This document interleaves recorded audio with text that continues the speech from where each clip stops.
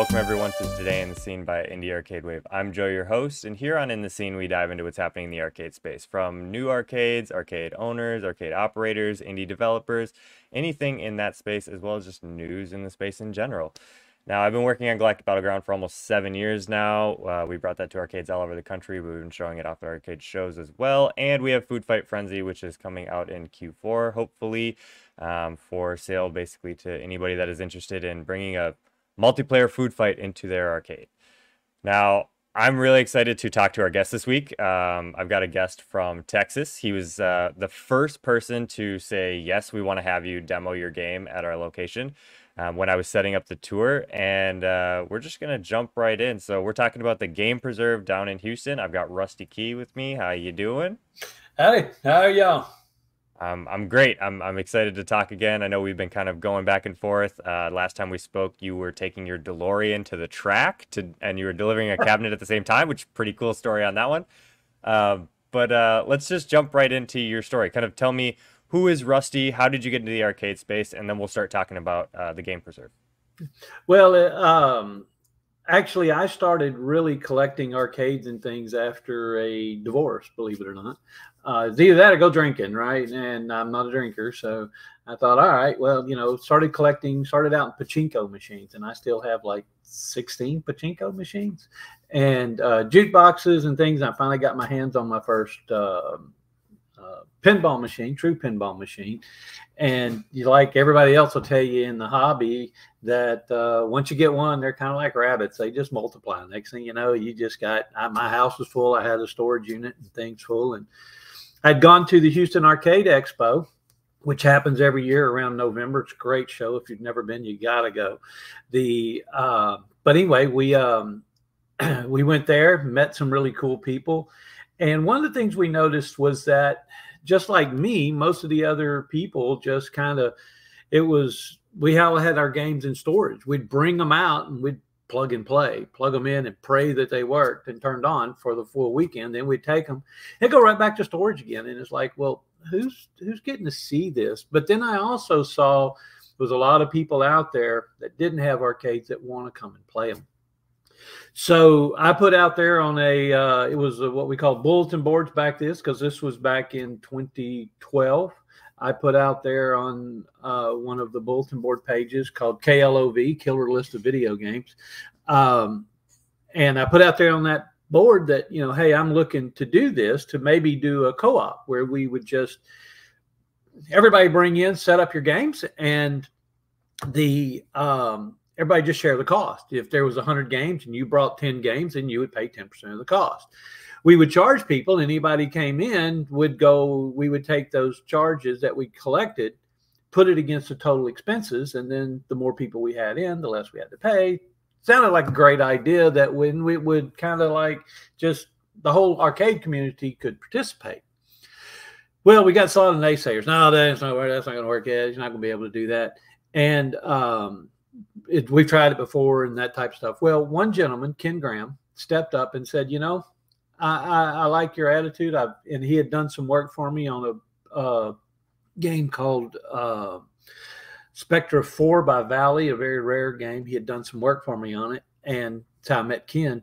And anyway, so Ken said, yeah, I said, I think we can make this work. So we started talking and we said, we've got some games. I've got 20, 30 games. He had, same amount of games. But we were like, we're going to need more games if we're going to kind of fill this thing up. And he goes, well, I know a guy. And his name was Joe Reyna. And Joe is an avid collector. He probably had 225, 250 games, mostly video games at the time. And we started talking, and Joe Crookham was like, man, that's my dream, was always to own an arcade. So he decided to do it. So we did. We jumped into it, and we leased a warehouse space, an unair conditioned warehouse space. We leased that, and 1,500 square foot, 14 if you count the workshop, which was really interesting. Where we had our workspace was on top of the front office of that building. So we had a hoist. We'd lift the games 15 foot in the air and put them on top. That was really kind of a cool thing. Anyway, so Joe said he wanted to do it. And just as we started opening up, there was another gentleman, Joe Crookham.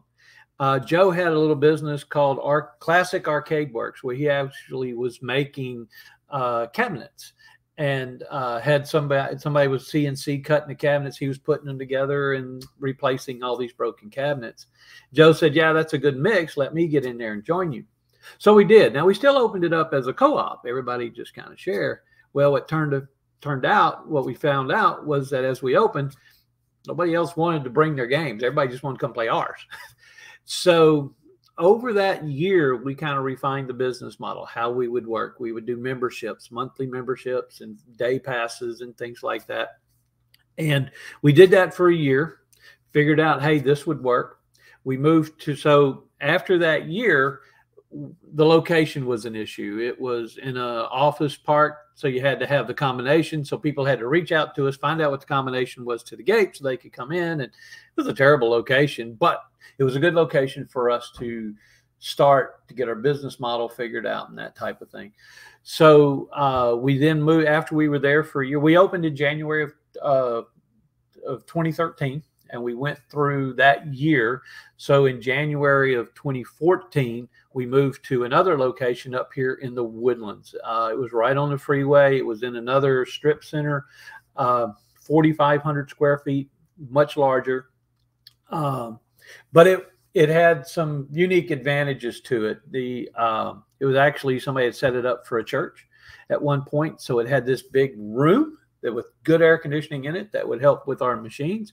They also had a projection screen and a sound booth, and which we didn't have at the other one, which really made one of the things that now is one of our defining features is the big screen and all the music. And we kind of worked that. We were just starting to make money. Everything was going good. We were starting to make money. We were getting profitable. It was like, okay, this is going to work. We refined our business model a little bit more. And then they turned around and said, okay, you got to move. Gave us like 60 days. You got to move. We're tearing the building down. What? And it's like, oh, it's 60 days. That's it. 60 days we had to completely relocate the business. And by that time, we had right at 80 games, 75 to 80 games up and running and all of that. And it was like, okay. So we started looking 3 months later. Well, we found a spot, but they weren't vacated just yet. 3 months later, March of so, we managed to access the space that we are in now in the Woodlands.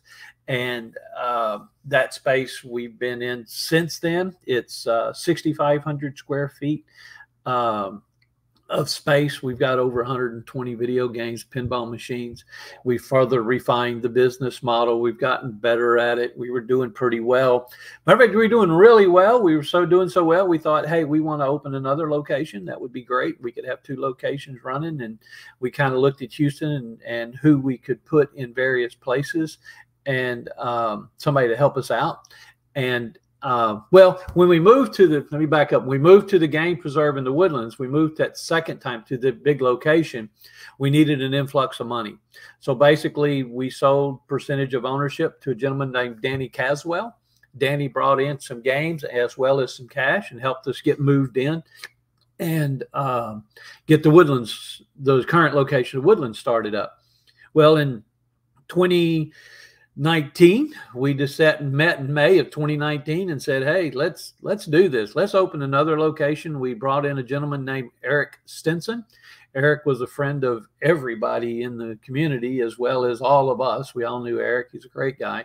So we talked to Eric, and Eric decided that he wanted to be a portion of it. So Eric has equal ownership now in the Game Preserve NASA. It's located right across the freeway from where NASA Space Center, Johnson Space Center is.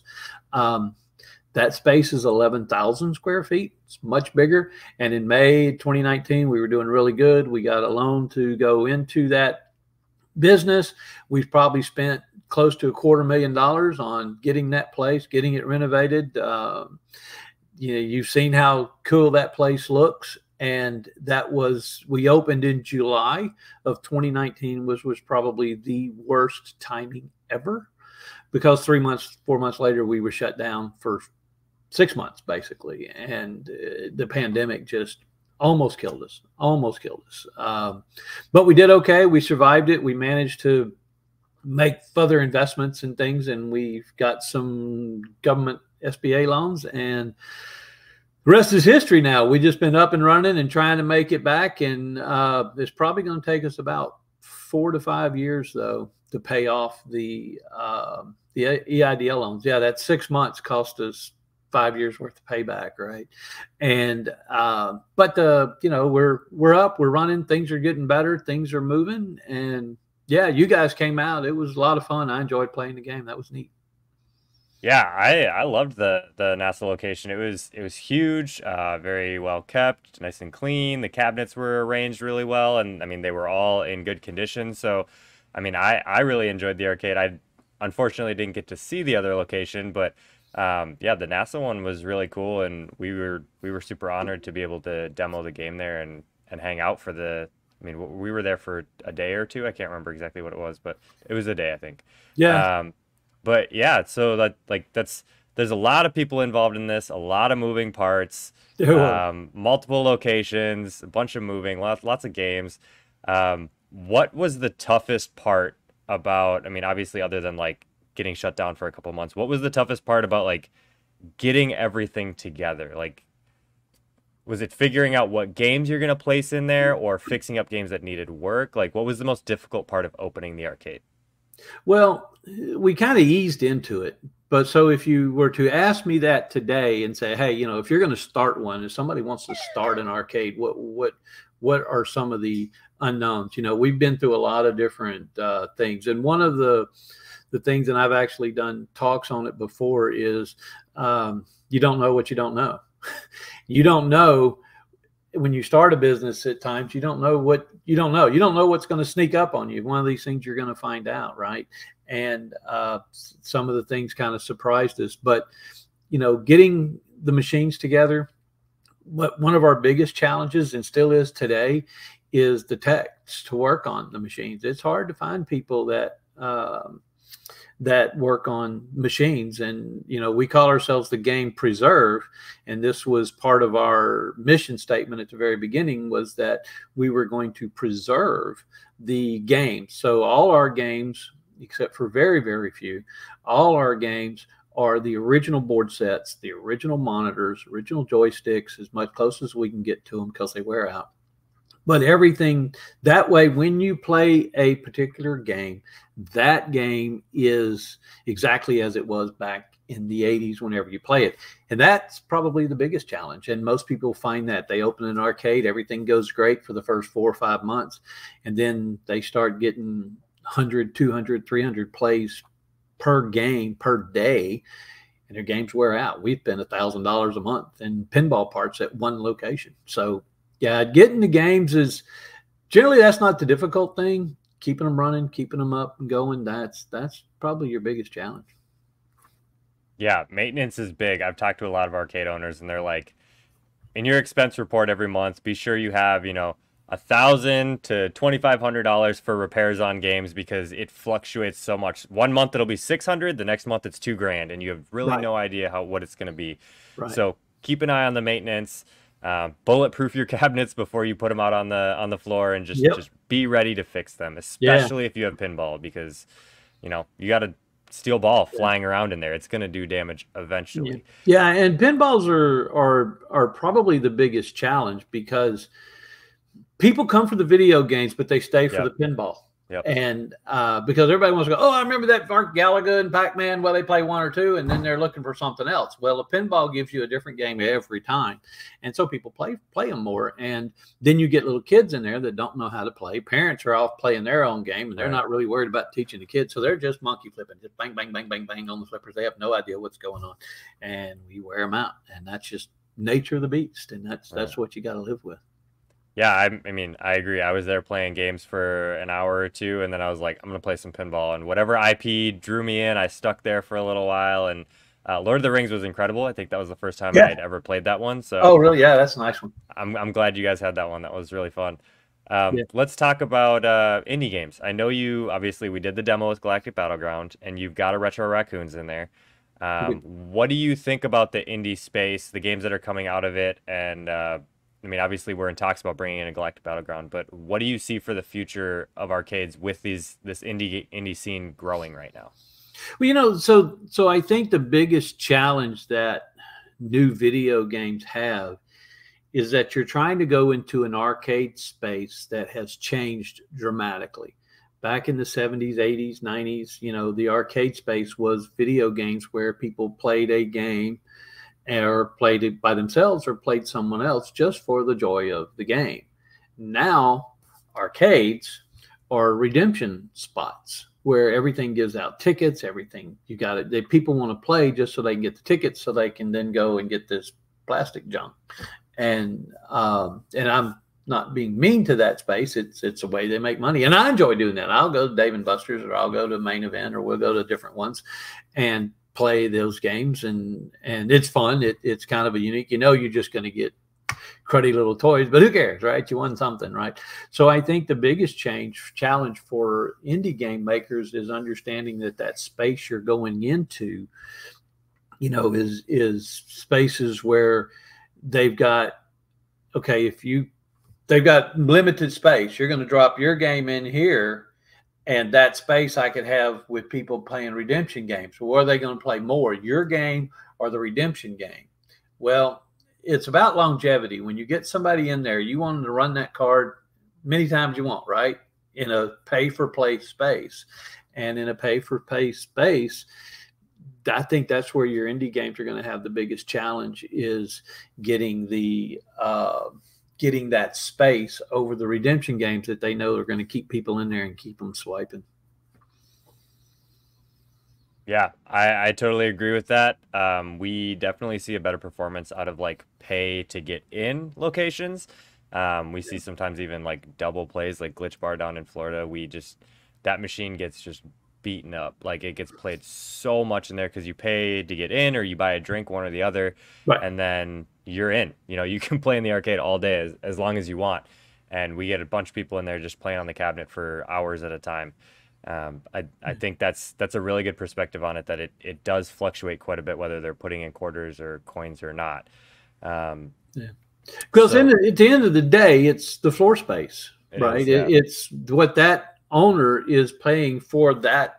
He pays so much money per square foot, right?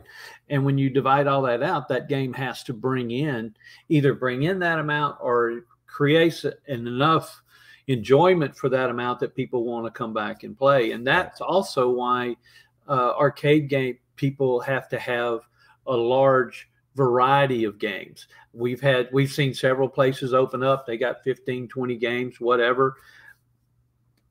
That ain't enough. Not enough. And and so, you know, the unless you're selling beer, alcohol, and then you're a bar, and not really, to me, you're a barcade, right? Your emphasis more on selling the alcohol than it is on the arcade. Yeah, it's very easy to distinguish between an arcade bar, and an FEC. Like they're all completely different. Obviously trying to draw people in for the same reason, but you know, there's a different aesthetic to it. Let's talk kind of about your favorite games. Obviously, you're a collector.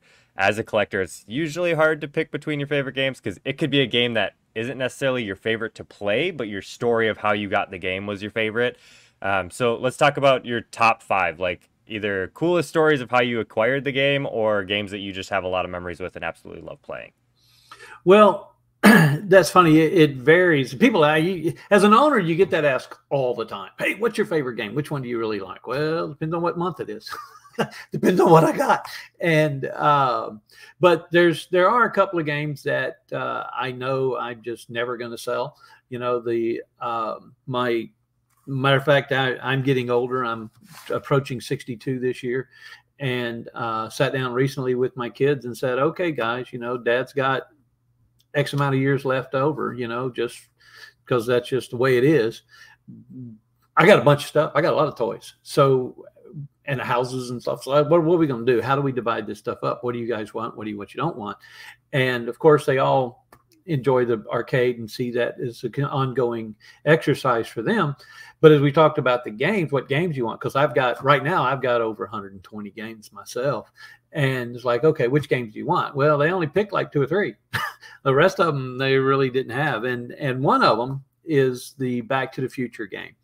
As you mentioned earlier, I have a DeLorean. And about 2 years after I'd gotten the DeLorean, I found the Back to the Future game that I now have. I've gotten that game. I've taken it to the Texas. Every expo we go, we'll bring the DeLorean, set it on the convention floor, put the Back to the Future game there next to it, and people can play the Back to the Future looking at a DeLorean, which is really a lot of fun. It's really cool. But that back glass on that one has been signed by Paul Ferris, who did the artwork on that game. He also did Evel Knievel, Paragon, Lost World, Zombie Raid arcade game. He's done so much work. Such a nice gentleman, too. Really enjoyed talking to Paul. And also that game's also signed by Roman Machant, who was the programmer who actually wrote the code for that game. He was there at the Texas Pinball Festival and signed that one. So that game probably will never leave my collection. It'll probably end up going to my kids. The other one that I have that I really like, that I really enjoy, and I used to tell the story all the time, is a game called Coney Island. Old Coney Island, actually, is the name of it. And it was done by Roger Sharp, the man that saved pinball. And it is also signed by Roger. And there's some really good stories on that one. So we'll probably keep that one in the things. And that's probably more about it's a fun game to play, but it's more about as you said, the sentimentality of it, the history that we had behind getting the game. But right now, like this month, Godzilla is just, we have Godzilla in the thing. It is just so much fun to play. So. Yeah, I mean, that's a solid list. Like Godzilla's super fun. Back to the Future, I've only seen it in the wild, I think once, and it wasn't working, unfortunately, so I didn't get to try it. Yeah. I haven't played the Old Coney Island though. That's one I've never seen. Is that a pretty rare one to find? It kind of is. If you played Sharpshooter. Okay. That's again, it's by both of those are by a company called Game Plan. Well, Sharpshooter was actually designed by Roger Sharp, and that was shortly after he had saved pinball, right? So he was pretty famous at the time. So they had him design Sharpshooter, which is really cool. It's a carnival style game. You're shooting a gun, ducks, and that type of stuff. And they thought he designed that game. Well, what happened is that once he designed, if you played Sharpshooter, you've played Old Coney Island, because what happened, we designed that and it was a big hit. People liked it. People loved it. It has good flow through it. It's lots of fun to play. Well, Game Plan had him under contract. You have to do X number of games for us. So they called him in one day. Hey, we got your game for you. We want you to come in. We know what we're going to do. We're going to call it Old Coney Island. We've got this set up, whatever. Well, he came in and found out that it was the exact same layout as Sharpshooter, just a mirror image. It just flipped over. And he looked at it and said, "That's the same game." He says, you're not fooling me, and you're not going to fool anybody in the community. This is the same game. They go, "Oh, no, it's not. It's different. It's flipped over. It's different. It's a different game." And so he didn't want to do the game. He said, "This is not what I feel like you're shorting people on the experience." And they said, "Hey, that's great. Glad you think that way. Here's your contract. We need you to do this game." So he did. So he was kind of bullied into doing that game. And he really wasn't that happy with the fact that he had to do it. He said, "But I'll still sign your game for you." And he signed it for me. He's a super nice guy.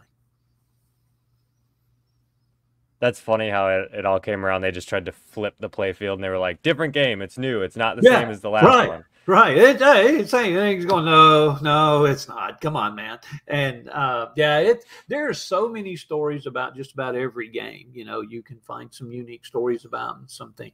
And anyway, that's that list. Now, when it comes to video games, you know, because I just listed out the pinball. Right. The Galaga, Miss Pac-Man, those are just your common. But I have my lady and I, we actually have the 25th anniversary that's got both of those and Pac-Man all on it. And that's the original board set. So it plays like it's supposed to. That one, of course, is just a staple. You just got to have that one in your arcade somewhere, even at your home arcade. The other one that I play if we get a chance is I have a Play Choice 10. Allows you to put 10 different Nintendo cartridges in that's designed for that game. There's a game on it called Dr. Mario. Now, love it. Yep. I didn't know about Dr. Mario because I wasn't a big console guy, right? This is things I didn't know about Dr. Mario until the pandemic came along. And we were trying to figure out something to do on the pandemic. How do we get people back? How do we get to things? And somebody talked about, well, what about Dr. Mario? And I said, never heard of that game. And they said, oh, yeah, it's viruses and you're fighting viruses, you're dropping pills in it. No kidding. So we looked it up, saw it, and it's like, oh, that is so cool. So we searched and finally found someone that had a working Dr. Mario cartridge for that Play Choice 10. So we bought it, we put it out, and then we actually made, we had Blake Dumasnil, who does all our graphic design. We'll talk about Blake later, but he does all our design work and T-shirts. He came up with a Dr. Mario T-shirt. I don't know if you can see this or not, but anyway, can you see that? Yeah.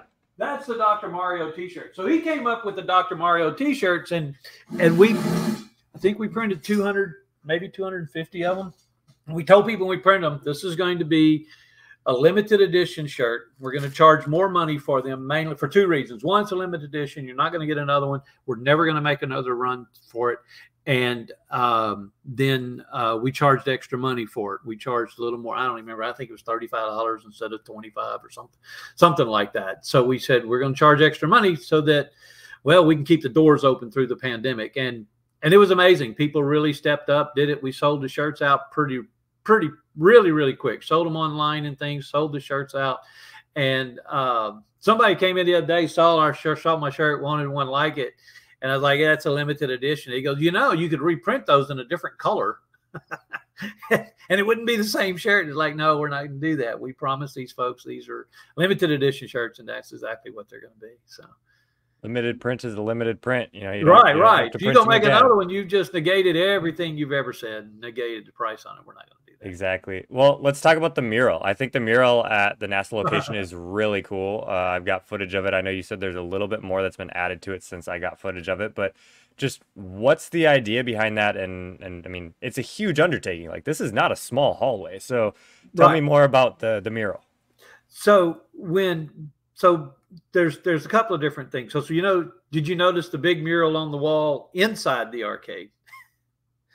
And all the work in there. I did, yeah. Yeah. So what's interesting about that is that we had a friend of ours, Blake Dumasnil. He is such a cool artist and knows his stuff. He is a graphic design artist for NASA. He has an amazing story all of his own, but he has one of the few artists that has his art in space because the astronauts reach out to him and he designs the patches that go on mission patches and stuff. So Blake is such a cool guy and designs our T-shirts, did a lot of things. Well, so when we moved into the NASA location, it was a blank slate. It was an old Walmart. It was just tore up. The ground had no wood, no floor, no nothing. The walls had holes in them. So it was a blank slate. So we walked in there and thought, okay, well, we'll paint this wall blue and green and whatever. Blake walked in, his eyes lit up and goes, oh my God, we could put a mural there. We could do this here. We could do a big Pac-Man. We could do this over here. And it's like, all right, dude, you got it. Just tell us what we're going to do. Probably why we spend so much money on what we did was because Blake was so excited about what he could do with that space. Well, we're at the back end of an old Walmart.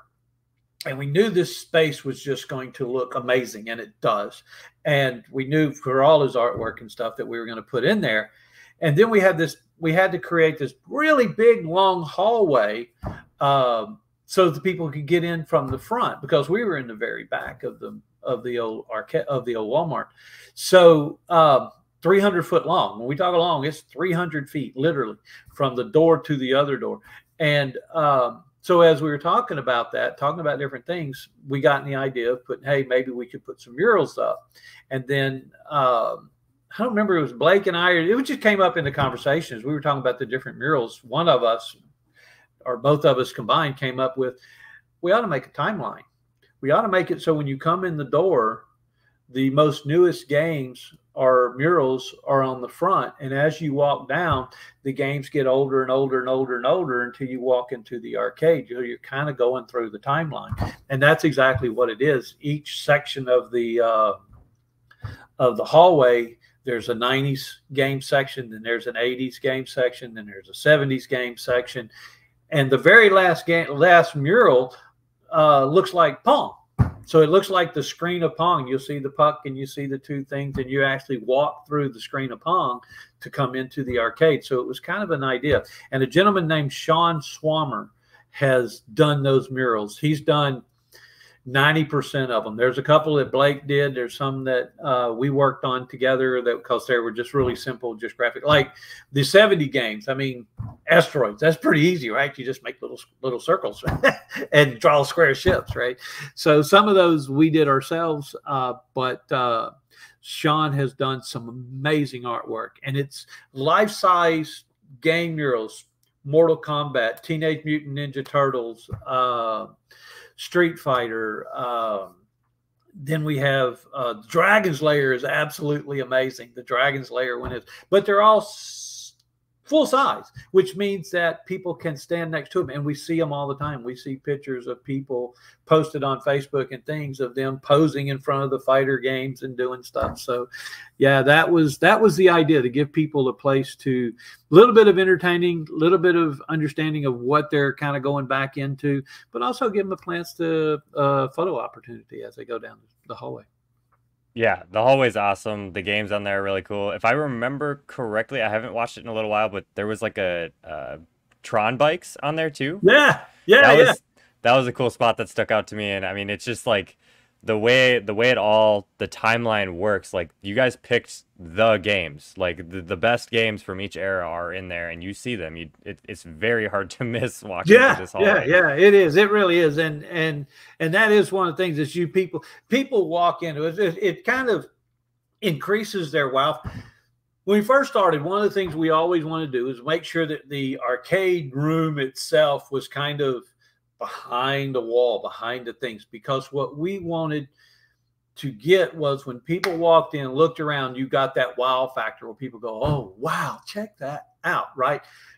And that's what we've always tried to do. Well, with this one, it's like the wow factor just builds and builds and builds and builds, and they go through the end of the room, and then boom, there's the arcade, and they're going, wow. And by the time they get there, they're just thrilled.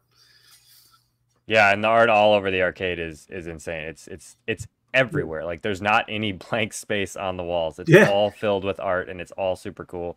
I guess the last question I had for you was just, you've bought a lot of arcade cabinets. I've got people on here that are watching that are interested in opening an arcade, and they're in the collection phase. So what are some things you look for in cabinets when you're out buying them? Like, obviously you're looking for a deal, you're looking for a good price, you're looking for a certain condition, like maybe a little bit of rehab needed on it, stuff like that. But what are some of the main things you're looking for when you find a game? Like, if these 3 boxes were ticked, you're going to go buy it.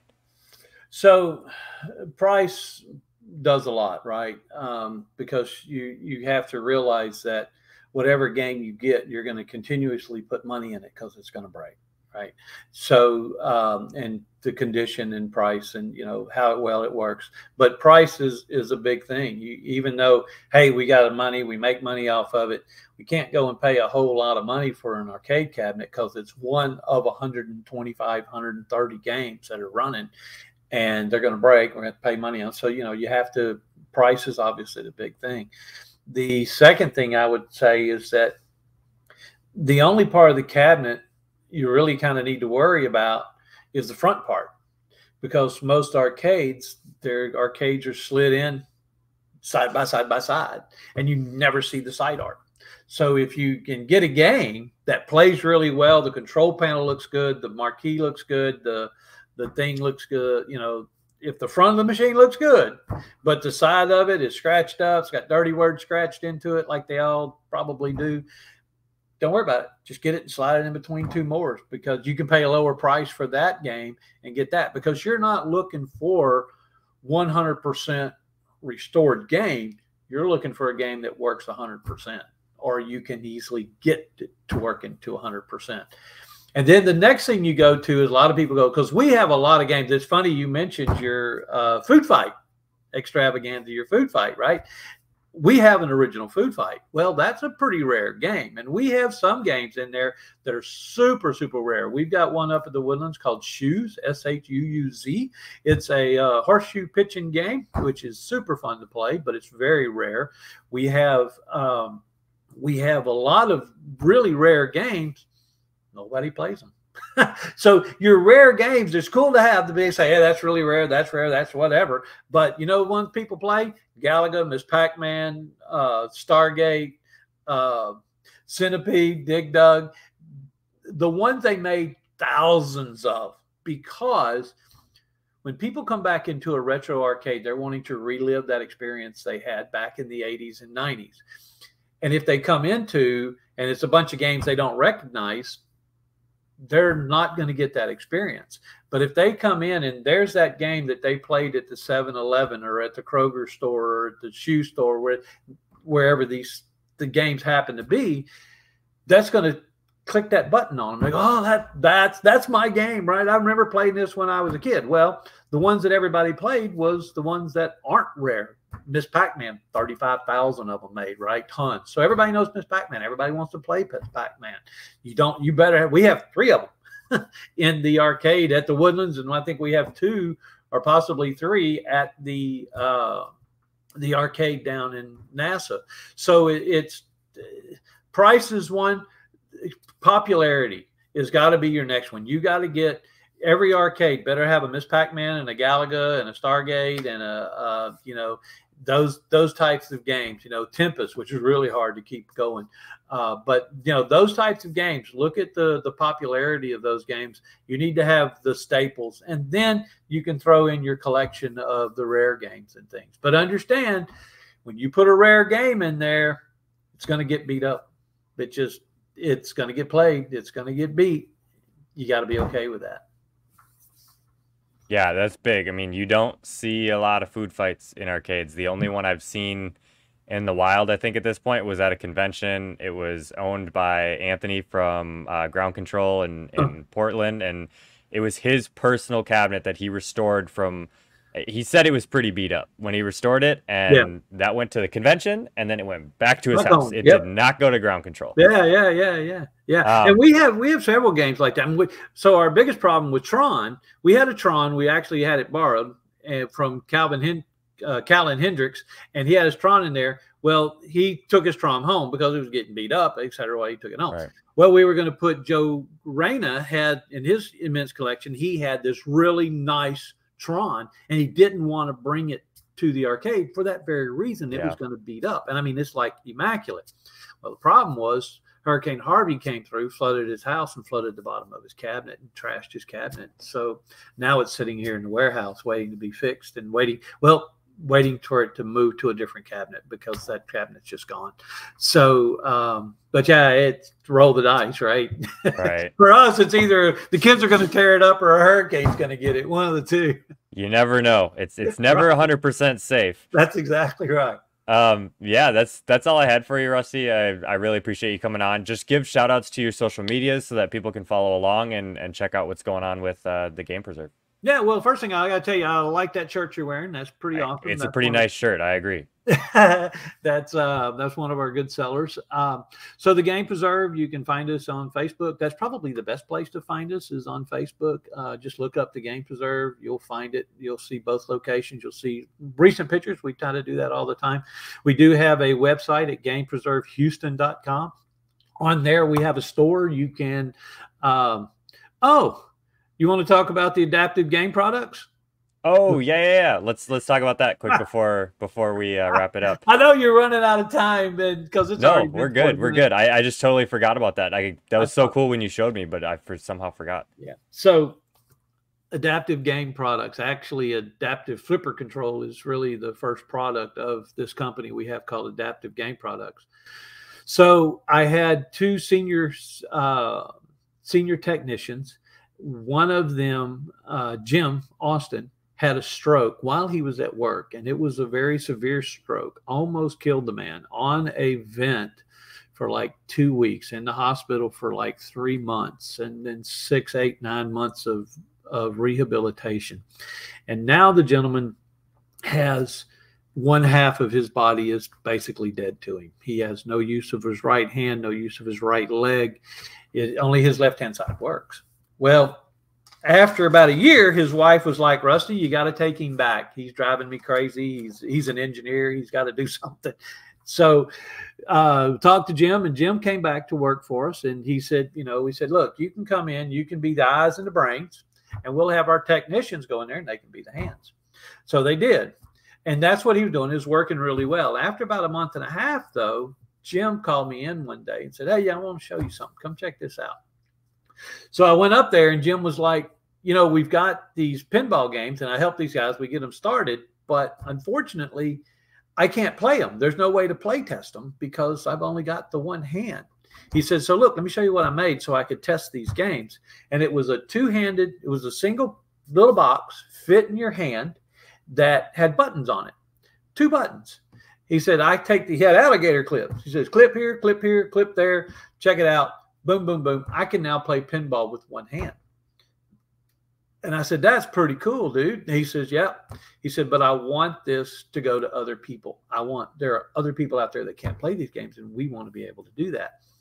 So we took a while to really think about and design the game the controller in such a way that we wanted it to be simple, we wanted it to be inexpensive, and we wanted it to work on any game.